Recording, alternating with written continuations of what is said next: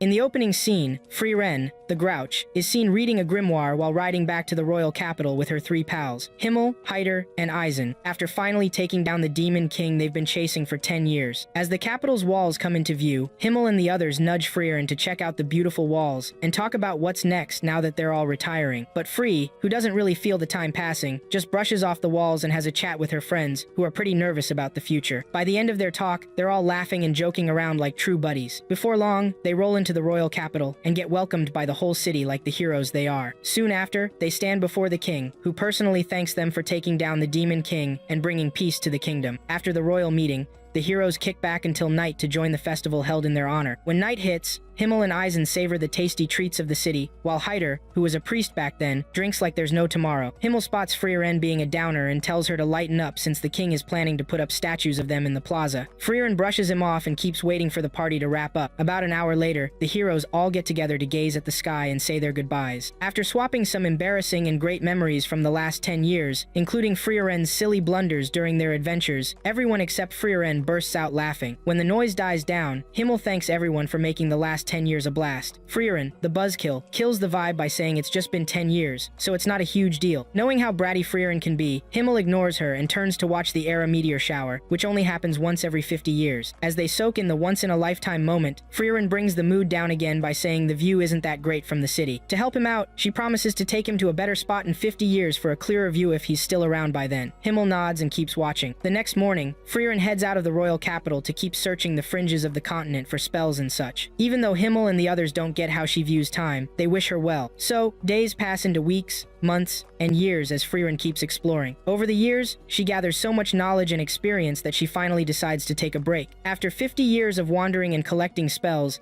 she decides it's time to chill. One day, Frieren visits a local antiques and magic shop to buy a shadow dragon's horn. Unfortunately, she finds out they don't have any. Suddenly, she remembers one they snagged from the Demon King's castle ages ago and recalls that she made Himmel hang on to it. With the meteor shower coming up in a few weeks, Frieren decides to keep her promise to Himmel and goes after the dragon's horn first. After traveling for nearly a month, Frieren finally makes it to the city. While wandering the streets, she notices how much everything has changed. After searching for Himmel, she finally spots him. Unfortunately, the Himmel standing in front of her is not the one she remembers. Having left the city for 50 years, he's aged a lot and is pretty weak now. Frieren quickly asks about the horn she came for, and Himmel casually mentions he's had it tucked away in his cabinet the whole time. She scolds him for hiding something so dangerous, but Himmel just shrugs it off. He grabs the horn and hands it to Frieren, who doesn't think much of it. Once she has the horn, Frieren sends it back home with her magic bird and takes a moment to admire the statues they made back in the day. After soaking it all in, she heads back inside and gets Himmel to pack his bags so they can check out the meteor shower one last time. They hit the road and stop to meet Eisen the dwarf and Hyder, who's now a full-on bishop, waiting at the city gates. After a warm welcome, Frieren leads them on a week-long trek to the spot she promised to take them 50 years ago. Along the way, they relive their glory days and get caught up in all sorts of adventures. When they finally arrive, they lie on the soft grass and watch the meteor shower together one last time. Himmel thanks Frieren for keeping her promise and letting him enjoy life with his friends before his time runs out. A few months later, Himmel passes away from old age. At his funeral, Frieren stands with Eisen and Hyder, watching the procession. As people in the city pay their respects to the hero, they notice how blank her face is and insult her for being fake. When it's time to bury Himmel, Frieren finally breaks down, realizing how foolish she's been for not really getting to know him before he died. An hour after the burial, Hyder hops into a carriage to head back to the holy city. Before he leaves, he says goodbye to Frieren, as if he knows it's the last time they'll see each other, and asks her to raise a glass at his grave next time she visits. Frieren asks if he's afraid of death, and Hyder replies he's not worried since they'll all be together in heaven. Once he's gone, Frieren turns to Eisen and tries to convince him to be her bodyguard. Unfortunately, Eisen is getting old too, so he tells her he's not really available for that anymore. Frieren feels a bit sad, but she smiles at Eisen for being such a good friend. After everything, she sets off for her next adventure. 20 years later, Frieren shows up at the outskirts of the holy city to see Hyder. After getting lost in the woods for what feels like the millionth time, she finally meets a little girl with purple hair. The girl seems nice to Frieren and asks what she's doing in the woods. Frieren says she's looking for a guy named Hyder, and the purple-haired girl takes her to the cabin where Hyder, the priest, lives. There, Frieren meets her old friend, who has a face full of gray hair, and they joke around a bit before settling in for tea. When things get serious, Hyder introduces the purple-haired girl as Fern, a war orphan he rescued some time ago. When he asks why she's visiting him, Frieren replies that she wants to repay her debts to him before he passes away. Hyder laughs it off and asks for a favor. When Frieren agrees, he tells her to accept Fern as an apprentice, since she's pretty good with magic. Frieren flatly refuses, refuses because she fears Fern will become strong only to die later on. Moving on, Hyder asks for another favor, this time taking her to his library where he pulls out a coded grimoire of Ewig the Sage. He asks her to help him decipher it since it's rumored to hold lost spells for immortality and resurrection. Frieren opens the book and complains about how cheesy it all is. After some thought, she asks him why he wants to study the grimoire if he doesn't fear death. Hyder admits he was just pretending to be brave back then, and he is, in fact, scared of dying. Frieren scolds him, telling him to give her 5 or 6 years to figure the whole thing out. While she's at it, Hyder asks her to teach Fern some magic too. So, Frieren heads out to the woods and finds Fern standing at the edge of a cliff staring at a big rock across the mountain. Frieren notices how well the little girl controls her mana and sees a lot of potential in her. Fern tries to show off her skills by shooting a magic beam at the rock, but unfortunately, she misses. A bit confused, she asks Frieren what she needs to do to get a lot stronger. Frieren starts by asking if Fern really loves magic that much. When Fern says yes, she smiles and begins Fern's magic lessons. For her first lesson, Frieren breaks down magic control and mana strength to Fern while chilling by the riverside. She tells Fern she's got a long way to go before she can boost the mana in her body. When Frieren catches a glimpse of despair on Fern's face, she reassures her that her level of magic control is something to be proud of since not many at her age can do it. Fern acknowledges the compliments and keeps pushing forward. Over the next few years, Frieren dives into deciphering the Ewig grimoire while teaching Fern how to sharpen her magic skills. Fern, on the other hand, trains day and night to build up enough strength and mana reserves for her mission. One day, Hyder, now old and frail, finds Frieren in the library working on the grimoire. He asks her about Fern's progress. Frieren mentions that Fern is putting in the effort, but she still has a long way to go before she becomes a full-fledged mage. While they're chatting, Hyder suddenly collapses and wakes up hours later in bed. Frieren, surprisingly unfazed, says she'll speed up her work on the grimoire to help him in her own way. To do that, she tells Fern to take a break from training and spend time with her master in his final moments. When she arrives at their usual cliff, she finds Fern giving it her all hitting a rock and tells her to stop training to be with Hyder. Fern, however, lashes out and shares how Hyder saved her when she was about to jump off a cliff after losing her whole village and family. His words reached her heart and convinced her to keep living. Now that she has a chance to repay Hyder, Fern doesn't want him to regret saving her. Whether it's becoming a mage or picking up another skill, she wants to do something significant to honor him before he passes away. After hearing her out, Frieren lets her follow her heart and continues interpreting the grimoire over the next few weeks. Fern keeps practicing until she finally feels ready to give it another shot. Then, one day,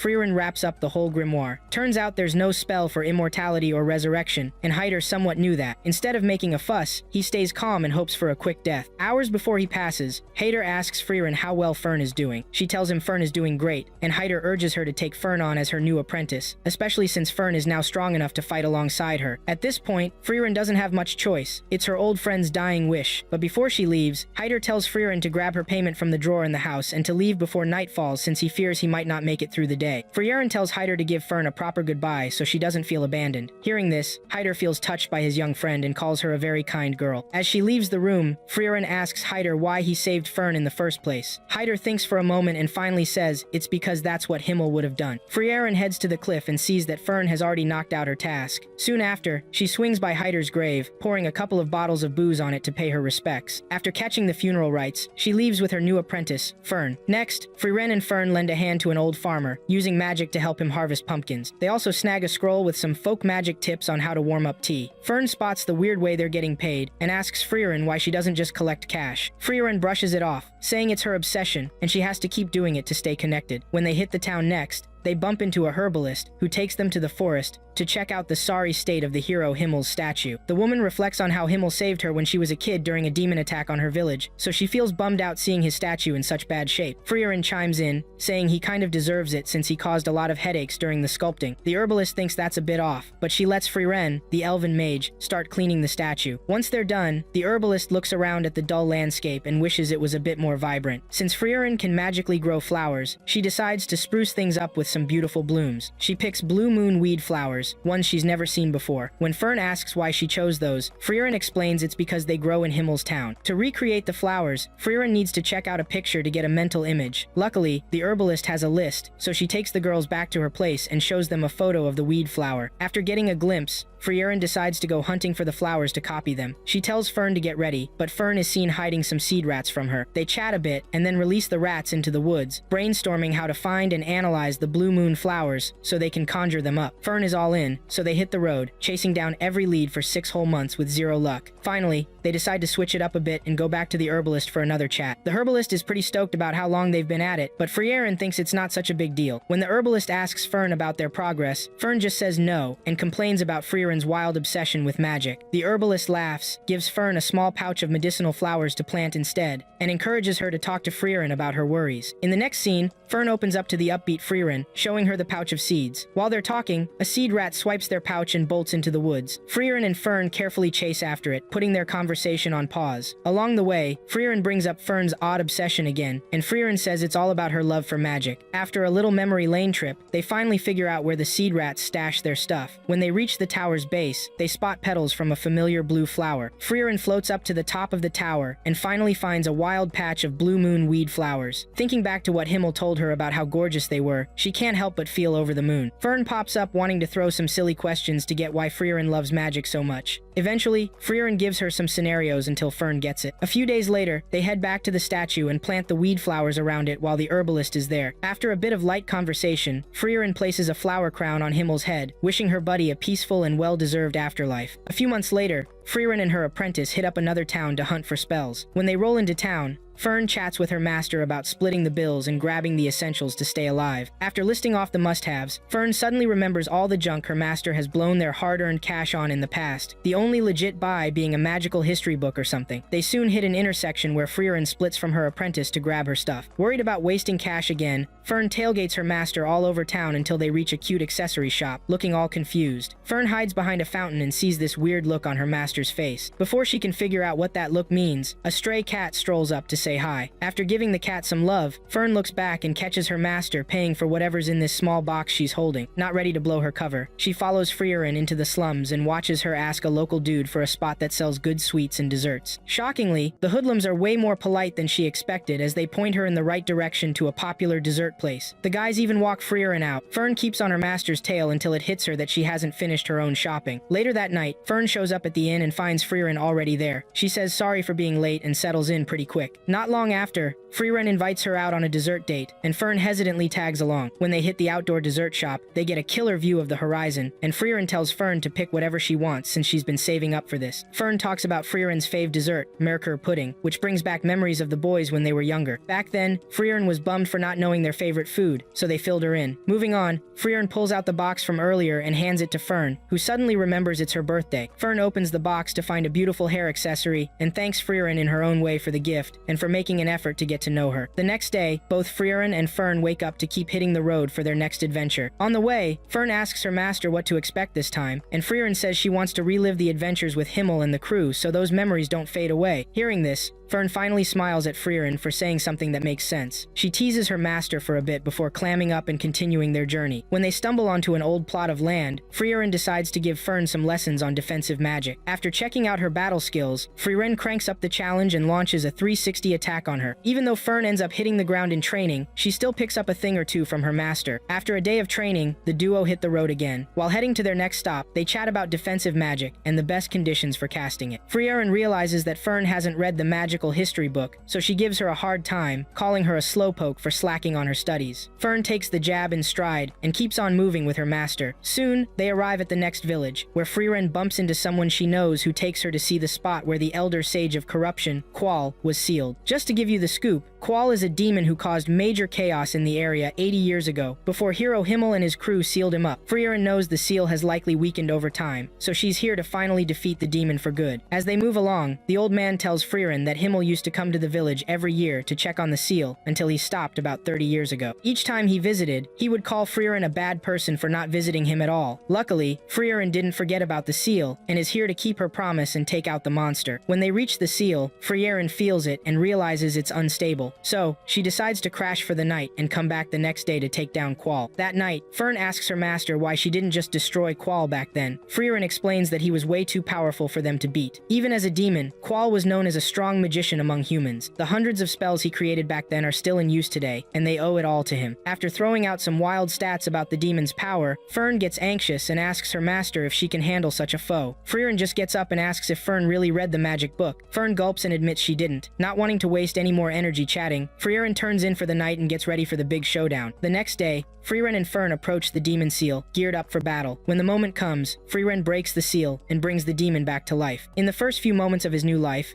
Qual reminisces about his old days with Frieren and asks about the Demon King. When he learns Frieren killed his Demon King, he decides he's out for revenge. He stretches his hand out and casts Zoltrak, the only destructive spell he knows, but is shocked when Fern's defense successfully blocks it. While he's left wondering how Fern managed to block his most powerful attack, Frieren explains how much humans have studied his spell over the decades, developing new spells to counter it. Now, Zoltrak is just an ordinary offensive spell that's no threat to any mage. Realizing this, Qual figures that the defense spell must drain a ton of mana. All he needs to do is ramp up his attack and tire them out. On his next strike, Frieren tells Fern to remember her training and guard her while she does some behind-the-scenes work. For the next few minutes, Qual unleashes all his attack power on Fern, who's blocking every hit. What he doesn't get is that Frieren is already preparing a nasty surprise for him. By the time he notices, it's way too late. She unleashes her attack magic and obliterates him. Qual becomes just a memory, and Frieren heads back to the village to share the good news. There, she sees a weird hat and remembers the old man as the kid who flipped her skirt up years ago. Time flies, she says with a smile, finding it funny how humans live their lives. After getting their reward, she and Fern ride off to continue their journey to the next town, talking like old friends and soaking in the scenery. About a year later, Frieren and Fern hit up the Graz Channel, which is chillin' in the Central Lands. They needed to get some work done and snag some folk magic before they bounced to their next adventure. After messing around in the area for a few days, they finally run into this old dude who takes them to the polluted beach waters and asks for their help to clean it up. For payment, he offers them a fake book that he claims was penned by Flam, the legendary mage. Frieren checks it out and asks if that's the only grimoire in their village. The guy says yup, but she still decides to help him clean up the beach. Fern's curious about why she took the job, and Frieren says it's because she wanted to do this for herself. With that, they dive into the work. A few months later, during the freezing winter, we see Fern heading to the local store to grab some food one morning. When she gets back to their inn room, she's grossed out by the total mess. Turns out, she had just tidied up the place yesterday, but somehow Frieren managed to trash it again before crashing for the night. Annoyed at Frieren's laziness, Fern yanks the book out of Frieren's face to wake her up. After getting her dressed, Fern pushes her master to the beach to keep working. After hitting a milestone, Fern stops to ask if Frieren's always been this tardy and annoying. Frieren apologizes, saying she's never been a morning person. Fern then asks if she ever got into trouble for it, and Frieren admits she did once. They continue piling up the wood, and when they're done, they burn it all and sit down for dinner that night. Their employer checks in on their progress, and Frieren tells him they're almost wrapped up. Then the guy politely asks if they can speed things up so they finish before New Year's, so they can catch the sunrise on day. Frieren just tunes him out and keeps munching on her food. The next morning while working, Fern asks Frieren if she's ever seen a sunrise before. Frieren responds that sunrises aren't her thing. To dodge any more questions, she picks up the pace to finish their tasks quickly. Over the next few weeks, they hustle to get as much done as possible before the new year. After a bunch of exhausting hours hauling and burning debris, they finally wrap things up. On New Year's Eve, they test the water quality, and when they confirm they're done with the work, the old guy visits them that evening and makes Frieren promise to show up for the sunrise the next day. On the way back to the inn, Fern asks Frieren how she plans to wake up early, and Frieren says she'll just pull an all-nighter and crash after the sunrise. That night, Frieren gets nostalgic, thinking back to memories of her friends when they were younger. Super early the next morning, Fern wakes up to find Frieren still snoozing. Before the sun comes up, she drags her master to a popular spot to check out the sunrise. Luckily, the sun shines a gorgeous yellow-red glow on the sea and the town. Frieren gets bored quickly and asks Fern to take her back, but Fern points out that Frieren seems to be enjoying herself, smiling from ear to ear since they got there. Frieren suddenly realizes Fern's right and decides to stick around a bit longer. Soon, she remembers another moment with her friends, from way back when they visited the graves of Isen's family. At the graveyard, Hyder the priest kneels to pray for the fallen souls, wishing them safe passage to heaven. Back then, Isen was skeptical about heaven and argued it was fictional. Thankfully, the priest managed to convince both Isen and Himmel to embrace the idea of heaven and the comfort that comes with believing in it. Nearly 30 years later, Frieren shows up at the same spot with her apprentice, and finds an old and wiggly Isen praying for the same folks again. She stops when she spots the dwarf and asks if she can chill with him. Even though he feels a bit insulted by her boldness, Isen still welcomes Frieren and her apprentice. While sipping tea, Frieren asks Isen what he needs, so she can help. Isen tells her he's been writing to Hyder over the years, so he knows Frieren asked him the same thing long before he passed away. Frieren plays surprised, and Isen remarks that she didn't know this because she never really cared to learn more about them. After exchanging some small talk, Isen takes Frieren to Vol Basin, a place she hadn't seen in ages. Once they get there, Frieren asks why he brought her, and he reveals it's to help him find the real grimoire of the legendary mage Flam. Frieren throws out a few questions and soon figures out that Hyder has been making solid progress in his search for the real deal. They enter a huge forest packed with thick vegetation where the Viking dwarf tells them to look for a big tree. After some random chatter, they finally get to searching for the tree. This time, Frieren keeps Fern's feelings in mind and pushes Eisen to hurry up so Fern doesn't get too mad at her, which makes Eisen chuckle a bit. A few weeks later, after searching everywhere for the big tree, they finally make some progress. While chasing their lead, Frieren asks Eisen why he's so determined to find the grimoire, and he says he feels sorry for her. When she asks him to explain, Eisen recalls how sad she was at Himmel's funeral, wishing she could have known him better. So, to help her chat with Himmel's spirit, he's on a mission to find notes from Flam that explain how to communicate with the dead since Flam had written the procedure in those notes. Frieren tells Eisen she doesn't care about seeing Himmel now, and claims those texts are just fairy tales. Eisen laughs and tells her that all magic spells started as fairy tales too, so there's nothing to be worried about. Besides, he's already discussed their plan with Hyder, and they came up with it together. The best she can do right now is honor that plan. When they finally reach the large tree, Frieren gets close and remembers when Flam planted it. It's been 1,000 years since that day when Frieren was still a teenager. Flam planted that tree to grow around her house and keep her book of knowledge safe from prying eyes. Before leaving, Flam tells Frieren that one day she'll want to come back and retrieve that book. Now that they're there, Frieren uses her magic to unlock the shield so she can access the room beyond the big tree. Fern is a bit shocked to see Frieren acting so familiar with the place, but when Eisen tells her that Frieren was once Flam's student, she stays quiet. While checking out the book, she discovers a place called Oriole that Flam said was in the northernmost part of the continent. Flam talked about how she found and communicated with the souls of several dead friends and wished Frieren could see such a place. Fern gets curious about it and asks her master to check where it is. Frieren looks it up and realizes it's in Ende, which just happens to be where the Demon King's castle is located. Frieren is feeling a bit unsure about making the trip, but Eisen gets her to promise she'll go see Himmel. Once that's settled, Frieren and Eisen head out from the central lands to the Demon King's castle. On their way, Frieren falls asleep and starts mumbling about how cold the northern areas are. Fern gets worried and asks Eisen, the dwarf, to explain why Frieren is so spooked about it. Eisen tells her that the far north is still freezing, so they should gear up for it. Fern bites her tongue and keeps going until she gets fed up with Frieren being all lazy. Eventually, Eisen asks her how Frieren is as a master, and Fern shares all the odd stuff she's seen on their journey together. In the end,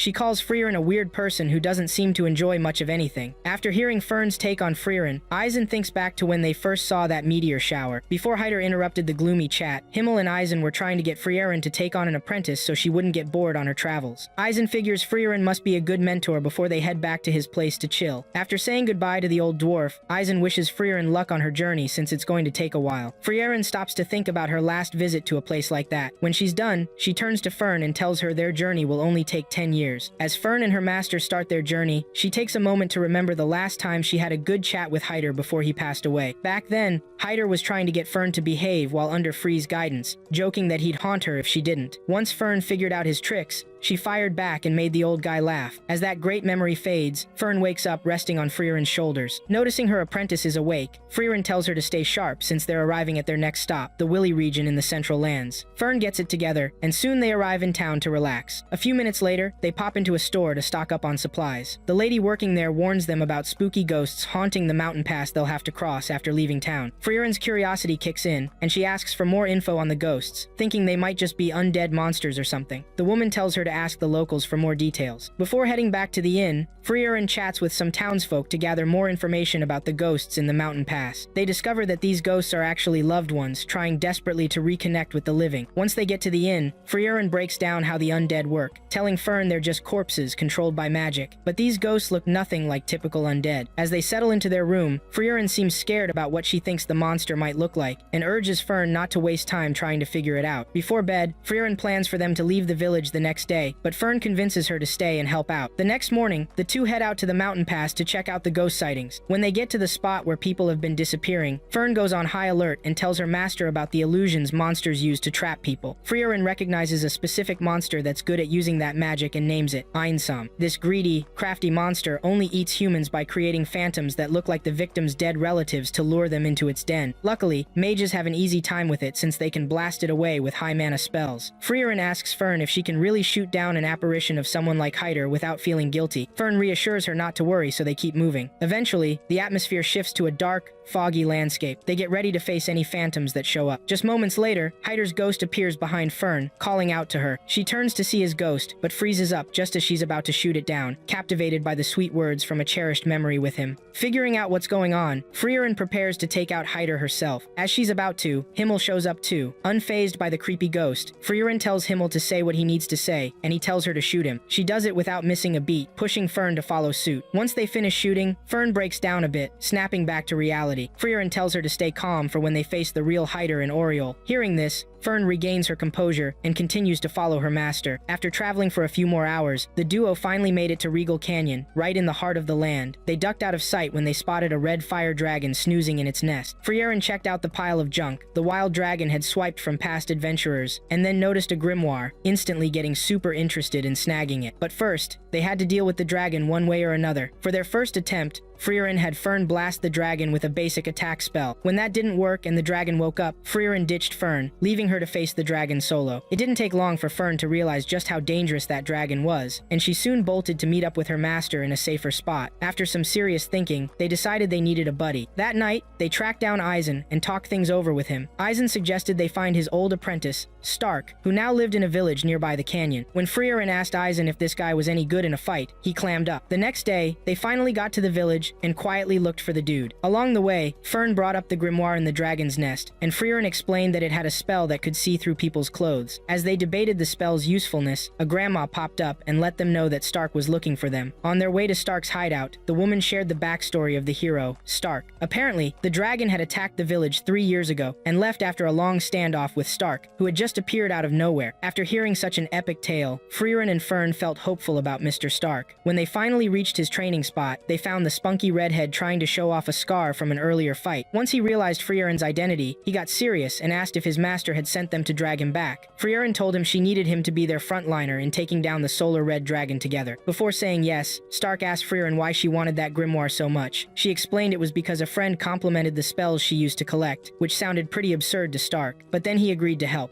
only to ask Frieren if she could take on the dragon. She told him if he could keep the dragon busy for 30 seconds, she could whip up a spell strong enough to take it down. Stark then asked why he had to do that. At this point, Frieren just wanted to know if he had any experience fighting monsters. Stark dropped the tough guy act and broke down in tears, begging Frieren to save his sorry life. According to him, he got super lucky 3 years ago when he was frozen until the dragon decided to bail. Shortly after, the villagers started treating him like a hero. Fern was totally disgusted by his display of cowardice and urged her master to drop this loser. However, Frieren just walked over to check out the crevice in the mountain behind Stark. After feeling around for a bit, she left and told Stark to get it together. Later that night, Frieren and Fern chatted about Stark's so-called heroism with the pub owners. When Fern got a bit too cocky with her jabs, Frieren reminded her how pathetic she had been in her first fight against monsters. Fern shut up and finished her food. Soon after, Frieren headed to the inn and told Fern to check on the goofball before hitting the hay. While Fern was on her way, Frieren thought back to her chat with Eisen a few weeks ago and finally pieced together the poor dude's backstory. As for Fern, she arrived at Stark's training grounds only to find him trying to widen the crack in the mountain as he kept on training. She called him out in disbelief, and Stark just stared back at her. When she finally comes to her senses, she asks the guy why he's training so hard when he's all about not fighting the dragon. Stark starts rambling again, saying he's just putting on a show because the villagers think his presence is what's keeping the dragon from attacking. Fern chimes in, asking him what he plans to do if the dragon actually shows up. Stark says he'll have to defend the village when that day comes, but he also admits he might just run away. As for the scar on his forehead, he explains that he got it from his master, not the dragon, when Eisen was let down by him. Fern takes his rough hand and tells him she believes he'll stick around if the dragon attacks. Stark gets a bit awkward and asks if she's trying to get cheesy. Fern explains by sharing her first monster encounter and how she dealt with it. Frieren left her to handle everything alone, and for the first half of the fight, she was just running for her life. Eventually, she found the guts to face the monster and take it down in no time. After this, Fern tells Stark that his determination to protect the village is real, and that's enough to take on 10 solar red dragons if needed. Once she leaves, Stark thinks about what Fern said and decides to strengthen his resolve. Fern heads back to the inn and fills her master in on her meeting with Stark. The next day, they return to Stark's training spot but are disappointed to find him missing. After trying to get Fern to play tag with a dragon, Stark finally shows up to get to business. Before diving into the dragon fight, Frieren asks Stark why he cares about the village so much. Stark says it's because he really likes the people there after 3 years and would do anything to protect them. Once they hear this, the trio moves to the dragon's nest. Frieren notices Stark's hands are shaking and chuckles a bit. When Stark makes a fuss about it, Frieren laughs because that's exactly how his master felt before facing a big enemy. With that, Stark steps forward and finds himself in front of the dragon, unsure of what to do. He knows he has to keep the monster occupied for 30 seconds, so he gathers his courage to confront his fears and fight the dragon. As he gets closer, he understands something about his master and realizes it's okay to be scared as long as you're ready to face your fears. Eventually, the battle kicks off, and Frieren quickly understands why Aizen hit his student back then. It turns out Aizen wasn't disappointed or angry. He was scared of how much power Stark had, so much that his body just reacted and hit the kid. Aizen sees how strong Stark could be in the future and becomes really hopeful about his growth. Once Stark is deep in the fight, he does everything he can to defend against the dragon's attacks. When he gets a chance, Stark lands a heavy blow that brings the dragon down. With 30 seconds passed, Stark yells at Frieren, telling her to attack the dragon. Frieren, who already knows the dragon is done for, doesn't do anything and only tells him after he keeps throwing insults. A few minutes later, the girls come down to thank Stark for taking care of the dragon. Shortly after, Frieren and her apprentice go to check out the pile of junk the dragon left behind. There, Stark talks about what his master told him about the elf sifting through the trash in front of him. Frieren remembers a night when she made shaved ice with one of her magic tricks to impress her travel buddies. While Aizen didn't get the point of such a pointless trick, Himmel the hero thought differently. The next day, Stark waves goodbye to the village and sets off with the girls after snagging their rewards for defeating the dragon. They travel a bit further and pause to use a spell from the grimoire. Fern gets a little cheeky checking Stark's nuts but is bummed when she sees how small they are. Eventually, they ask him what his next move is, and Stark says he's down to journey with them. After a few more days on the road, they hit the fortress city of Wall. Once they arrive, they meet the massive guardian at the northern checkpoint, who won't let them through because he thinks the northern lands are too risky for them. He gets called away to the Castellan's house and warns Frieren and the kids to stay safe and behave before heading out. Once he's gone, Frieren and the crew explore the town and hang out for a while, which could be for a few years before they get through the checkpoint. Stark and Fern exchange surprised glances at Frieren's chill attitude. Once she's off doing her thing, the duo splits up to enjoy the city. Stark heads to the nearest restaurant for some delicious jumbo eats, which he whines about a bit. Not long after, Fern walks in to join him, ordering a glass of milk and sitting next to him. Stark asks why she looks so annoyed, and Fern starts questioning him if he's cool with waiting 2 years for the checkpoint gates to open. When Stark says no, she pushes him to come with her to find an easy way out of town. Outside, Stark suggests flying over the big wall, but there's a barrier blocking that idea. In the following scenes, they ask villagers and locals for any tips. When they hit a dead end, Fern gives up, but not Stark. He suggests checking with some black market folks for info about the checkpoint gates. Fern jumps on this plan and starts asking every shady character they see in the slums. After hours of asking for help, they're still empty-handed. Stark decides to hit the guard station next, with nothing to lose. Before they get there, Fern asks why he's so eager to get past the checkpoint. Stark explains he doesn't have much time. When Fern asks what he means, he says he needs to get back to share wild stories of his adventures with Fern and Frieren with his old, sickly master. He feels that's the only way to repay his master for looking after him, and if he takes too long, Aizen might kick the bucket before he can say thanks. Fern thinks about this and gets back to searching. After wandering the city a bit more, Fern finally spots Frieren trying to keep a low profile. Stark immediately starts questioning her, suspecting she's in trouble again. This time, Frieren says she's just been shopping, and they happen to follow her. Just then, the earlier guard shows up and kneels to apologize to Frieren for being rude before. Shortly after, the Castellan arrives to pay his respects too. It turns out the village really respects the elf, so they give her a smooth pass through the checkpoint gates to reach the northern lands without any issues. Next, the villagers line up to watch Frieren's visit, and while she isn't too keen on the special treatment, she has no choice but to go along with it. As they leave the village for the northern lands, Frieren wishes she had more time to learn about the village's magic. During their travels to their first town in the northern lands, Frieren finds herself dreaming about her time with the heroes during their 10-year adventure. Back then, Frieren had just gotten a knockoff grimoire of the great mage Flam, and was complaining about how wild people can get when they're trying to scam others. After dreaming for a few hours, she wakes up and sees her buddies, Fern and Stark, getting breakfast ready for all of them. Fern's the first to notice her up and is shocked that Frieren could wake up so early. Before Frieren drifts back to sleep, Fern quickly massages her and feeds her some breakfast, so she'll be wide awake and ready to continue their journey to the first settlement in the northern lands. When they reach Road, in the northern lands, Frieren and her crew stop to help clear a landslide blocking the path to the nearest town. A traveler who asked for their help stands by and watches them do their thing. While they work, the man makes sure to thank them a ton for their help. At one point, Stark gets tired and asks Frieren why they can't just use magic to move the man's caravan past the landslide. Frieren explains that if they did that, the other travelers would end up trapped, just like this guy. Stark gets it and doesn't say another word until they're halfway done clearing the rocks. Soon, they ask the man why landslides happen in the area, and the old man says it's due to the constant wars with demons. Stark nods in agreement and then gets into some playful banter with lovely Fern, who keeps calling him Mr. Stark. After settling their little squabble, they finish up the work and follow the old man to his town to rest for a few days. On their way, the old man is amazed to discover Frieren is an elf since he's never seen one before. Frieren explains how her kind feels indifferent about reproduction and enjoys being alone. When they reach the town's gates, they find the place busier than usual. The old man tells them the town is gearing up for the Liberation Festival, a celebration of the day Himmel and his group of heroes defeated the Demon King. Frieren isn't keen on revealing her identity, so she just keeps asking weird questions about that day. Eventually, she recalls another memory of Himmel being a jerk, while giving genuine reasons for wanting statues made in their honor. Frieren didn't care about them back then, but Himmel wanted those statues up so she wouldn't feel lonely when they were all gone. That night, Frieren and her crew get to see the statues decorated in the town's honor. After babbling on about traditions and stuff, they hit the hay and leave town the next day. Before they get too far, Stark asks Frieren where they're headed, and she tells him heaven. Hearing that, he just goes quiet. A few weeks later, the trio arrives in Graf Granat's domain, also located in the northern lands. At first, Frieren feels the town is pretty normal, until she senses something off demon magic. Suddenly, she readies her staff, pointing at where the demon magic is coming from. Just then,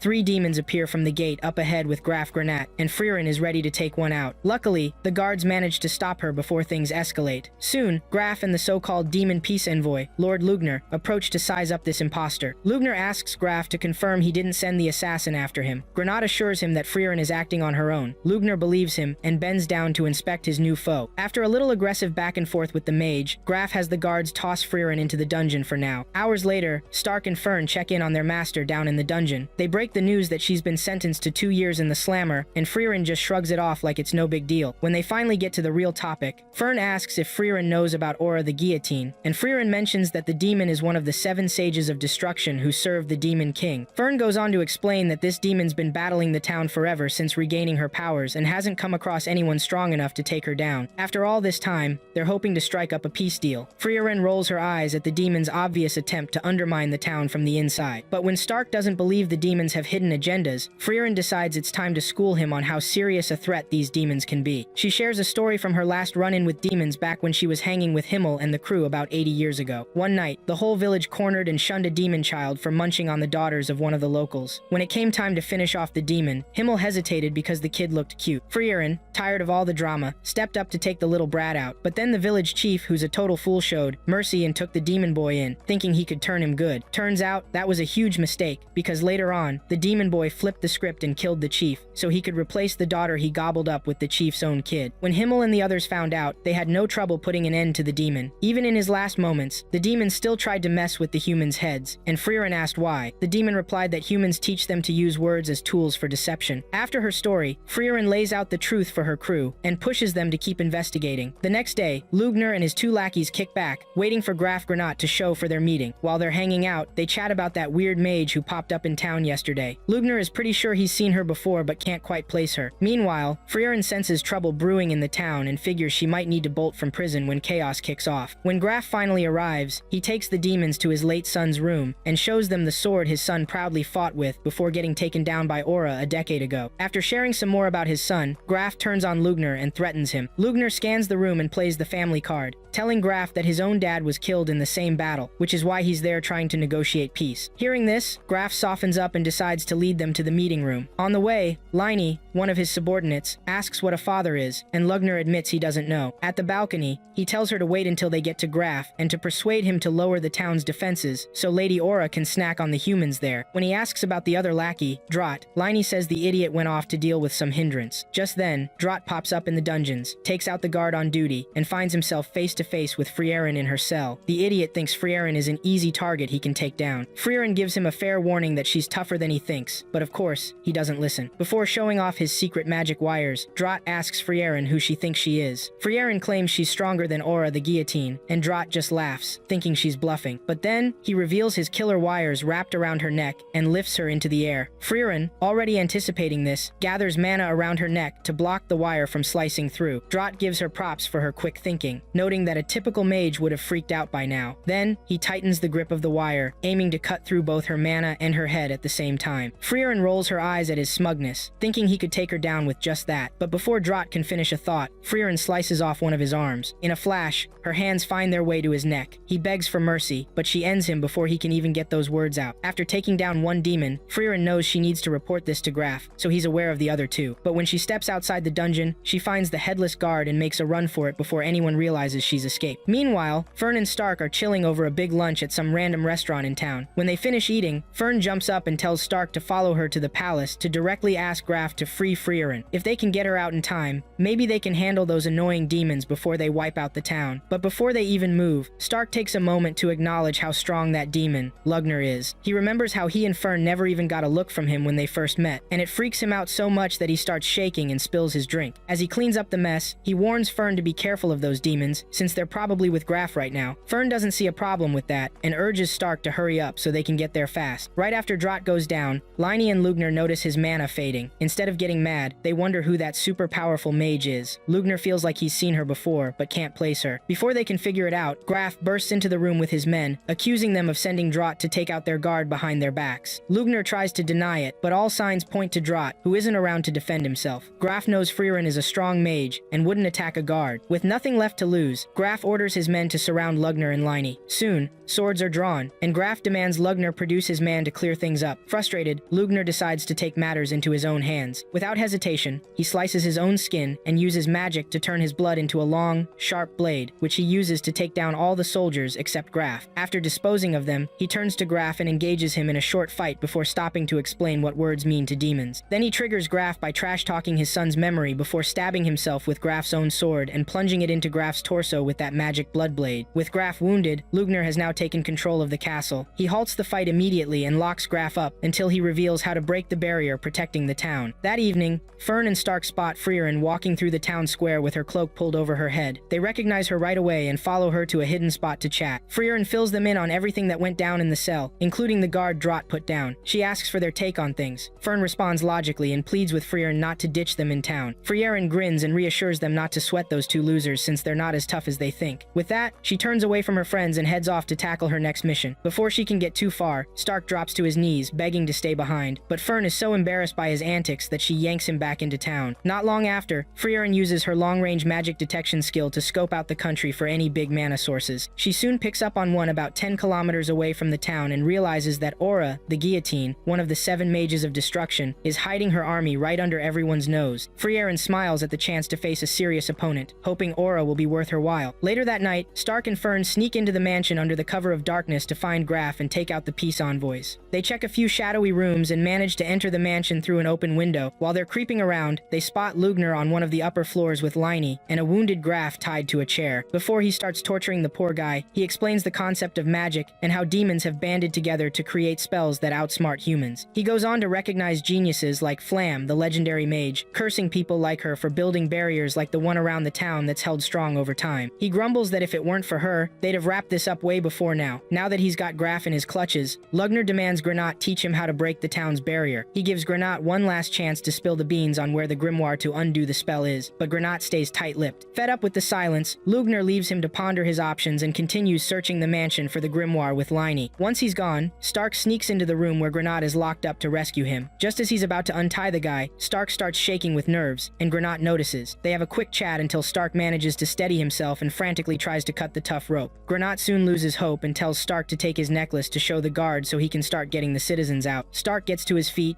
pulls out his axe and readies himself to smash the fancy chair to save Greynet. Just then, Lugner and Liney show up, catching Stark shaking in fear. Granat denies knowing Stark, and Lugner gives him a chance to get out now before it's game over. Stark gets mad at Lugner for underestimating him and lashes out. Lugner accepts the challenge and injures Stark's arms before he knows what hit him. After pinning Stark down, Lugner calls him a fool for trying to take them on alone. At that moment, Stark calls for Fern, and she shows up with a surprise attack that blasts a hole right through Lugner's chest. Stunned by how well Fern can control her mana, Lugner struggles to process what just happened. He asks her what spell she just used, and she casually mentions it's just Zoltrak. Lugner gets furious and tells her to stop messing around. He pushes for more info on how she learned the spell, but Fern doesn't engage. Before round 2 kicks off, Fern and Stark bail out with Granite and get him to safety. After they leave, Lugner informs Liney that his blood is on those two, so they can't afford to lose track of them. He then discusses the new spell with Liney and remembers the exact mage who hit him with that spell ages ago, Frieren. In that moment, Lugner finally figures out who the mysterious mage is. He thinks of Frieren as the slayer of demons and a genius he can't stand. Meanwhile, Frieren catches up to Aura to confront her army. While Stark and Fern take Granat to a local church to get him treated, Granat thanks them for saving him and promises to forgive their mage buddy for rescuing them from the demon's tricks. Fern tries to explain that Frieren didn't kill the guard, and Granat admits he knows that. More importantly, when he hears Frieren's name, he feels pretty dumb for disrespecting her and locking her up in the dungeon. Granat then tells them that it was Frieren and the heroes from his grandfather's time who drove Aura and the Demon King away from their village, giving them around 60 years of peace and good times. Now that Aura's way stronger, anyone who tries to go up against her is in for a world of hurt. At that moment,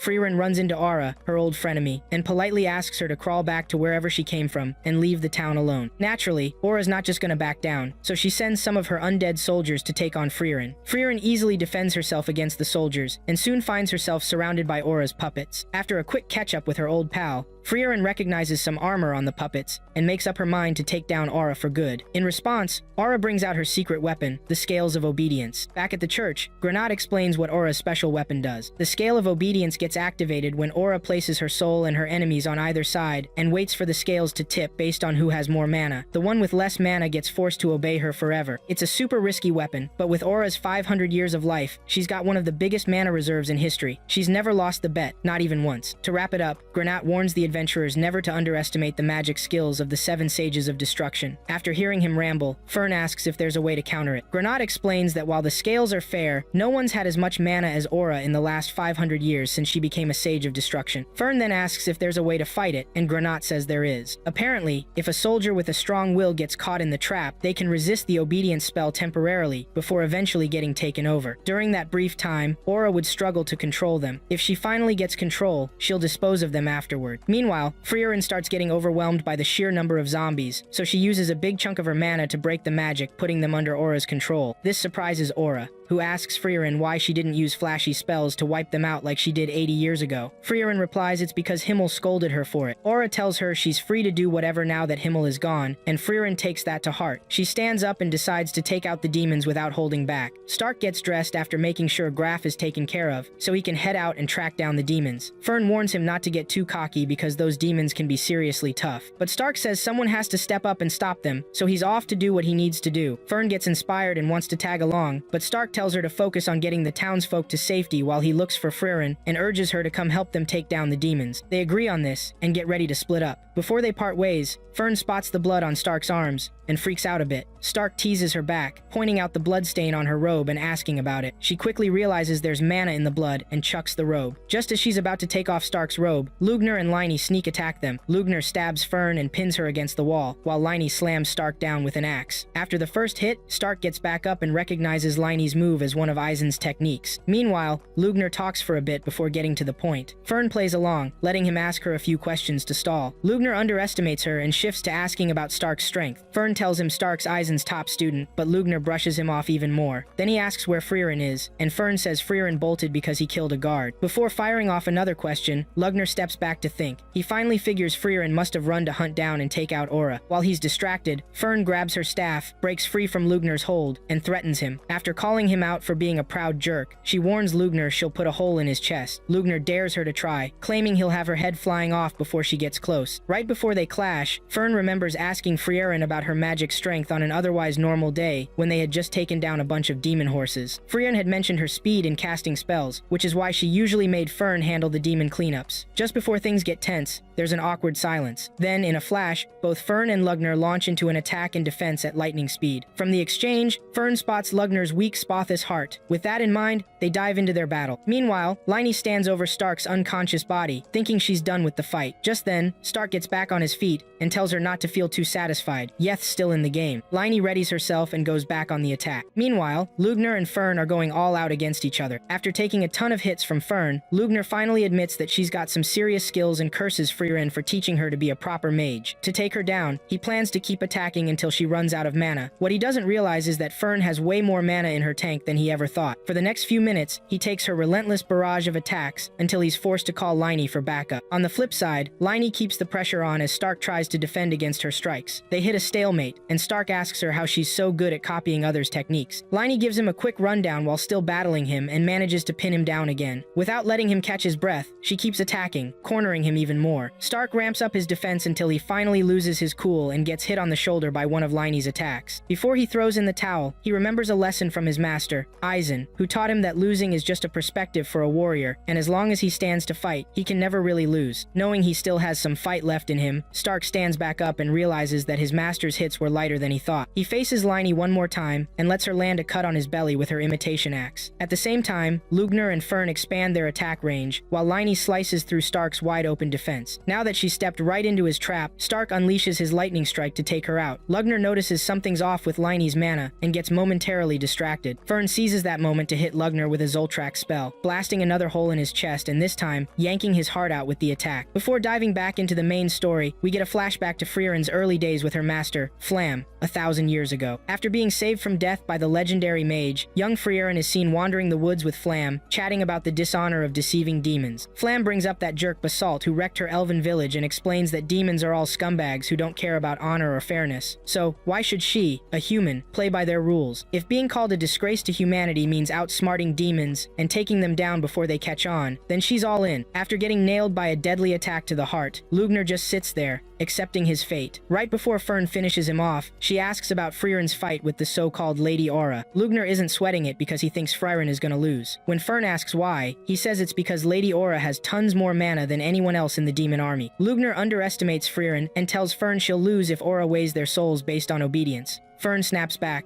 saying her master is crafty and will figure out a way to outsmart Aura and her dumb tricks. Lugner starts to feel something is off since Fern keeps attacking him despite her weak mana output. Suddenly, it clicks for him, and he realizes the trick behind Fern and Frieren's low mana levels. But before he can say anything, Fern takes him out. In the next scene, the flashback to Frieren's early life continues, showcasing the first time Flam met Frieren. Flam had stumbled upon a destroyed elven village and discovered it was attacked by demons led by Basalt the Throne. She then finds a teenage elven mage who had tons of mana and managed to defeat the great general, but the battles have left her in terrible shape. Flam is annoyed by Frieren's reckless attempt to fight openly and show all her tricks. Just when Flam decides to leave her to her fate, Frieren speaks up, saying she knows just how powerful Flam is, so she should stop hiding. Flam, impressed by her insight, decides to take her on as a student. She carries the wounded elf out of the burning village after learning her name. On their way to Flam's place, Frieren asks her to explain what happened to the village. Flam tells her there's no village left, so there's no one to worry about. Frieren asks to be put down so she can go on her way, but Flam says no. Instead, she tells Frieren she's going to be her new student, so she better get used to it. Shortly after, Flam senses 3 demon mages chasing them and stops to face them. When the mages show up, they demand that Flam surrender the girl and scram. Flam puts Frieren down and gives her first lesson. She explains how foolish and overconfident the demons can get when their magic is questioned. Having lived among them as a powerful mage, Flam knows a trick to catch them off guard. Just when they think they've got it all made, Flam unleashes a quick attack that wipes them out in an instant. After that, she turns to Frieren and explains how she did it. Frieren figures out the trick and tells Flam she knows she hides her immense mana by controlling her output to make others think she's just a weakling. Flam acknowledges her insight and takes her back to her house in the woods. A few days later, Flam starts training Frieren after patching up her wounds. As they head to the fields, she shares her lifestyle with the excited young elf. Once they reach the fields, Flam has Frieren tone down her mana release to just 1/10 of what it usually is. Once she gets the hang of that, she'll pump up her mana reserves a ton. While starting her training, Frieren asks her teacher how long they'll do this. Flam smiles, saying they'll spend their whole lives tricking demons into underestimating them so they can catch them off guard. Right now, Frieren faces Aura and her undead army, mana barely leaking out. Aura starts chit-chatting about Lugner and the other two losers kicking the bucket. When it's go time, she challenges Frieren to wager her soul on obedience to see whose mana reigns supreme. Frieren takes her time analyzing the massive mana draining from Aura, but then she pushes aside the info overload as Aura kicks off the ritual. Before anything unfolds, we flash back to Frieren and her master gathering supplies in another town. Somewhere along the way, Frieren asks Flam why demons can't hide their mana like they do. Flam explains it's because demons are all about their own stuff and don't care about rules or order. To clarify, she goes into the deep love-hate vibe humans have for wealth and power, letting Frieren know that demons see mana the same way. Sometimes they hold back their mana for stealth, but none are dumb enough to suppress it all the time doing that would mess with their status, and that's a major no-no. After breaking it all down, Flam tells Frieren she's lucky to be an elf and not a demon. After 3 years of keeping her mana in check, she's still nailing it without stress. Frieren says it's all thanks to her awesome master. Fast forward 50 years in the flashback, and Flam's really wrinkled and old. One evening, she finds her apprentice practicing magic, just like always. She asks if Frieren still loves magic as she did back in the day. Frieren says yes, and Flam warns her to stay under the radar until she finally takes down the Demon King. Right after, she asks Frieren to plant flowers around her grave when she's gone, and Frieren learns a flower spell on the spot. Years later, Flam finally passes away, and Frieren keeps her dying wish. After burying her master, Frieren continues her life, living like a background character, training when she can and soaking up knowledge. Hundreds of years later, Himmel, Eisen, and the clueless Hyder meet her for the first time. It's a weird encounter since Frieren tries to shoo them away, but after a lot of convincing from the hero, she finally agrees to join them on their Demon King date. The rest, as they say, is history. Back to the present, Aura weighs her soul against Frieren's, grinning like she won. Frieren notices Aura's smug expression and asks why she's so chipper. Aura brushes her off and starts trash-talking Frieren's super low mana. When the souls hit the scale and Aura sees her soul outweighing Frieren's, she gets too cocky and creeps up on Frieren with a sword, ready to chop her head off. Suddenly, the scales start tipping in Frieren's favor. Realizing this, Frieren tells Aura she seriously misread the situation. After training for nearly 1,000 years, holding back her mana has become second nature, so there's no way a 500-year-old demon would catch her bluff. In one swift move, Frieren unleashes her enormous mana reserves, making Aura realize just how foolish she was to think she could outsmart her. As the scales tip in Frieren's favor, she turns to head home, casually ordering Aura to take herself out. Unable to disobey, Aura does the unthinkable, wondering where it all went wrong. By morning, Fern makes her way to Aura's last battlefield and finds her master paying respects to the fallen soldiers freed from Aura's deadly zombie grip. Noting the eerie scene, Fern calmly approaches her master and asks if she finally defeated Aura, to which Frieren replies with a yes. Shortly after, Graf and Stark show up, and Frieren tries to make a run for it. Luckily, Graf had already given her a pardon, so Frieren is still in the clear. Moving on, Graf gets closer to the armor of the zombie soldiers and thanks Frieren for showing them respect. A moment later, he inspects the armor of the fallen, while Frieren and her buddies reminisce about the good old days with Himmel, who used to scold her for using flashy spells. After sharing enough memories, she compliments Fern and Stark for taking down Lugner and his partner, Liney, all on their own. Stark and Fern try to downplay it, but before it goes further, Granat and his crew discover the armor of his long-dead son, with the Granat family crest necklace still resting on his shoulders. Granat pays his final respects to his son and heads back to his hometown. Days later, Granat finally meets with Frieren and her team to talk rewards. While Granat was out doing great things for them, he couldn't wrap his head around why Frieren only asked for the grimoire for their defensive barriers and such. Frieren explains that she's into collecting spells and grimoires from all over the world, so that's her thing. Soon, Granat tells her to drop the formalities since he knows she thinks of him as a kid compared to her long life. However, Frieren decides to keep it formal because she remembers how Hyder and Himmel were almost executed just for being casual with the Graf. At this point, Stark is already fidgety, and it only gets worse when the tree cutter comes in with an axe. Thinking the guy is the executioner, Stark faints right on his knees and gets floated out of Granat's room after the meeting. Next up, Frieren and Fern grab everyone's attention as they walk through the town square with Stark passed out in midair. At first, people thought it was strange, but then they realized the heroes passing by deserved respect and honored them accordingly. For the next 6 months, Frieren and her crew chill out in town, getting to know more folks every day. At one point during their stay, Frieren and her companions witnessed the final burial of the soldiers who fell in Aura's army, including Graf Granat's son. Once their 6-month stay wraps up, Frieren and her companions stock up on supplies and get ready to hit the road for heaven. That day, Graf walks them to the gates, warning them about the harsh conditions of the northern plateau, where travel is restricted and only first-class mages can pass through certain areas. Confused about the whole first-class mage thing, Frieren asks Fern for info. Fern pulls out her certification that shows she's a third-class mage and shows it to her master. Frieren rolls her eyes at the nonsense and asks Graf if there's a city up north where they can get the certification for her. Graf tells her they can get it in Oberst, the largest city further up north. After giving directions to the big city, Graf thanks Frieren and her group one last time before letting them continue their journey. Less than a day later, it starts snowing and Frieren gets hit with some serious PTSD. When Fern asks her about the northern winters, Frieren lets her know there's nothing good about them. Turns out, she was spot on because the blizzards just kept getting worse every day. Before they even reached the Schwer Mountains, they were already lost and freezing their butts off. Stark is the first to pass out from the cold, and Fern tries to wake him up, but no luck, he's too far gone. Unable to carry him with magic, Fern decides to drag his lazy self to the nearest shelter up the road. As expected, Stark's being a total pain, making Fern feel gross while she smells way better than he has in years. After an hour of trudging through the snow, they finally reach the shed Frieren mentioned. Fern senses someone inside and suggests they head back, but Frieren ignores the sobbing kid and opens the door anyway, only to find a ripped elf dude doing squats to warm himself up. Fern, never having seen a guy with a six-pack, initially thinks he's a creep, so she yanks Frieren away and suggests they find somewhere else. But then, the guy opens the door and gives Fern a dirty look for calling him a perv. When he sees Frieren as an elf, he invites them in and has them start a fire in his fireplace. Once they all warm up and get past the small talk, the buff elf guy introduces himself as Kraft the Monk.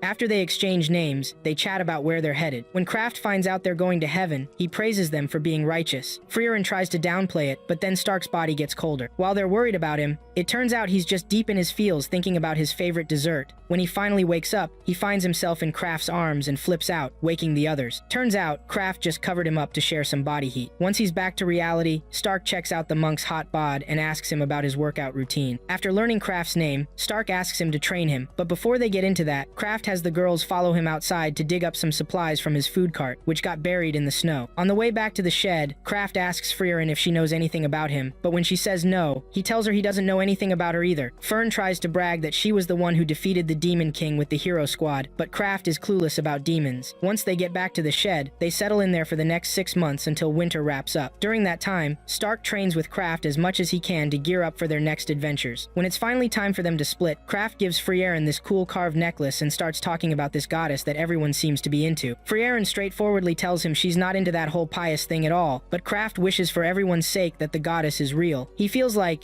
if she's not, then his life's got no purpose. So, he asks Frieren to share her life story with him so he can sing her praises, since she doesn't believe in any goddess. That makes Frieren flash back to a memory she had with Hyder the priest, like 80 years ago, when the tipsy priest brought up the same topic. Back then, Hyder was the only one in her friend group who realized she was holding back her mana the whole time. He thought she was pretty fascinating and wanted to know more. Frieren downplays herself, saying she's just lived life like a walking zombie. Hyder has a laugh and tells her to tell her life story, saying he might have a kid who's a mage soon. Remembering that, Frieren realizes she doesn't need to retell her story since she's already done it before. Kraft asks about the weirdo who asked her the same thing, and she tells the monk that guy's up in heaven now. Soon enough, they all wrap things up, and Kraft heads off with a smile. Fern and Stark try their best to say goodbye, knowing they'll never see the kind monk again in their short lives. Weeks later, Frieren and her crew are trudging through deep snow on their way to the next town a few miles ahead. Halfway into their trek, Frieren dozes off and almost conks her head on the ground, but Fern swoops in and catches her just in time. The next minute, both Fern and Stark are stressing over what to do with Frieren now that she's out cold. Stark first offers to carry her, but after seeing his face, Fern decides he doesn't have the best intentions for Frieren, so she just slings the poor elf on her back and keeps moving. While she sleeps, Frieren goes off to Dreamland. This time, she dreams about that tightwad king who lowballed them for the massive monster-slaying job her old hero squad did ages ago. On their way to the next stop, Himmel shows off his hero sword, and Frieren asks if it's the real deal. When Hyder says no, Himmel explains it was given to him by a blacksmith he saved when he was younger. Frieren then asks if that's what made him become a hero, and Himmel tells her it wasn't. Turns out, the real reason he became a hero was to win a bet he made against Hyder back in their orphanage days. Now that he's a real hero, the kid who challenged him back then is now a drunk priest, which is just a hilarious twist. That cracks everyone up and lifts the mood. Meanwhile, Frieren just stands there watching her friends walk into the sunset as she snaps back to reality. Frieren wakes up, still thinking about that dream, but soon gets swept up by the brutal weather they're in. She tells Fern and Stark to keep pushing on until they reach the village and stays on Fern's back because she smells so nice. Stark then asks Fern if he can carry their master, but Fern is still not trusting him one bit. Eventually, they get moving again and stop at the outskirts of the next town up north. There, Frieren hops off Fern's back and is welcomed by the young village chief, who greets her to the village of the sword. Frieren compliments the chief on how young and impressive she looks, and asks about the destruction around the edge of the village. The chief explains that it's the work of the Lord of the Mountain. At that moment, Stark starts rambling. Fern asks if he's heard of this mountain before, and Stark replies he has. According to the legends, this village supposedly holds the hero's sword, which is said to be stored in a sanctuary nearby. Legend has it that whoever pulls the sword from the stone is named a true hero. Over the years, tons of mages and heroes have tried to pull it out, but none succeeded until 80 years ago when Himmel actually pulled it out. A bit later, the village chief shows up at their cabin and makes them feel right at home. As they warm up by the fire, the chief scolds Frieren for showing up later than planned and not fulfilling her duty. Fern looks confused and asks Frieren what duty she's talking about. At that point, Frieren explains she's referring to monster extermination, and she'll kick off the extermination the next day. The next day, Stark, Fern, and Frieren head into the mountains to take down some monster wolves before checking out a sketchy cave. Stark finds a bunch of wolves and takes them out, but he knows something bad is coming. Frieren tries to warn him to bounce, but it's too late. The Lord of the Mountains, a massive demon wolf, shows up. Frieren faces off against the beast and has Stark hack off one of its arms while Fern uses magic to protect her. Once she's got her squad doing the tough stuff, she obliterates the demon wolf with Zoltrak. Afterward, Stark is left scratching his head, wondering why the hero sword is still stuck in stone when the stories say Himmel took it. Frieren tries to spout some nonsense about the demons wanting to destroy the sword, but when Stark tells her to get real, she admits Himmel actually messed up and couldn't pull it out. Turns out, Himmel didn't dwell on his failure. Instead, he let it push him to prove the legends wrong and show everyone that anyone can be a hero if they really try. Fast forward 80 years, and Himmel proves he's a way better hero than anyone else. Fern asks her master why they came up with the cover-up story. That's when Frieren spills the real reason she likes working behind the scenes. She can't stand how future generations glamorize heroes and make everyone feel inferior when they falter. After chit-chatting a bit more, Frieren and the other two ladies dip out, leaving Stark alone in the snow, reflecting on life. With their mission in the village complete, Frieren and her pals set off for the Apedit region up north. They roll into town around New Year's and settle into the finest inn. Shortly after, Frieren spends her time poring over grimoires, while Fern gets ready to hit the shops. She invites her master to come along, but Frieren decides to stay in. Before Fern heads out, Frieren reminds her it's Stark's birthday and she should grab him a gift. When Fern asks what Frieren plans to get Stark, she pulls out a potion that makes clothes disappear and tells Fern guys dig that stuff. Fern snatches the potion, dumps it on herself, and ends up completely naked before heading out. Frieren covers herself up and thinks about what to give Stark. Just then, she trips over something and decides to use it. Fern is on a mission to find Stark and finally spots him out on the edge of town, busy counting how many boob shapes he can see in the clouds. She tries to chat with him, but after hearing all the weird stuff he's saying, she decides to back off for a bit. After some time, she gathers the guts to approach him again and interrupts his boob jokes. Stark goes quiet and decides to tag along with Fern as she walks around town. He starts asking a few questions, trying to figure out if he's been a bad guy or not. Fern keeps it simple, only chiming in to see if there's something he wants. Stark looks puzzled and asks her to clarify what she means. That's when Fern reminds him that it's actually his birthday and mentions wanting to give him a birthday present. Stark gets even more confused, wondering if that's really what people do on birthdays since he's never gotten a gift from his ghostly family or his master before. Fern's a bit worried at first, thinking he might be messing around, but he's dead serious. Stark then opens up about his rough past, talking about how he grew up in a warrior village, always living in his brother Stoltz's shadow. Stoltz was a kind and strong warrior, while their dad didn't give Stark the time of day since he was the weaker one. Even so, Stoltz never held it against him, often training with the little confused redhead. Everything was going fine until demons showed up and wrecked their village. Stark was the only one who got away unhurt because his brother gave his life to save him. After hearing his story, Fern feels a mix of sympathy and pride for her goofy friend. To show her appreciation, she takes him to a gift shop and gets him something simple to keep forever. That night, when they get back home, they find Frieren making some big hamburger steaks for all three of them. Stark remembers how his master used to do the same for him. Frieren then explains that Eisen only did it because it was their village tradition to celebrate birthdays like that. After a quick trip down memory lane, Stark finally understands how much love he had received from both his brother and his master. As the last memory of his brother plays in his mind, Stark gets hit with a wave of emotion while taking his first bite of the hamburger steak. Eventually, the girls join in, and they all have a great time together that night.